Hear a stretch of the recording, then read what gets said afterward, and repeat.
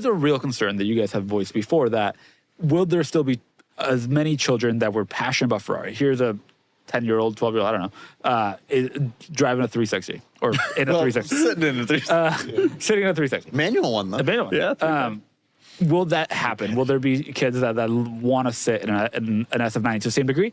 Maybe and maybe not, but they'll see more around. It's less about the kids owners. and more about does the brand get devalued if they're just selling cars to anybody who walks in the door. Well, also to be clear, like I think a lot of kids who fell in love with Ferrari fell in love with. I think it's often been the poster cars. Sure. Which means that in this case maybe this kid's dream Ferrari is a Daytona SP3 because that was the hottest, craziest Ferrari at the time.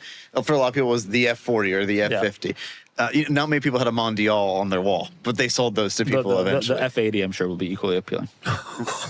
Yeah, I'm not even going to touch that one. But I think it will have appeal.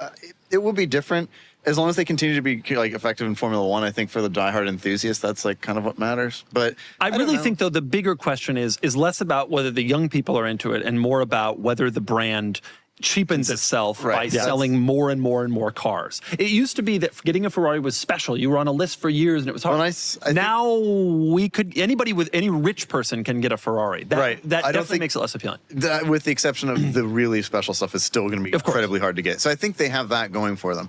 Whereas McLaren, you kind of get any of them. If you wanted an Elva, thank God, take it off. Artura, any of them. So I think. And so the question there is, what happens to the brand? And I think it remains to be seen. But I think Ferrari's taking the risk that it's not like they're tripling their volume overnight. They're still going relatively small, and they're just going to try to continue to sell cars to people and make more money. It's a public company. It's what they got to do. And they're reaching younger consumers. Younger people. More people good for them as long as they can retain them.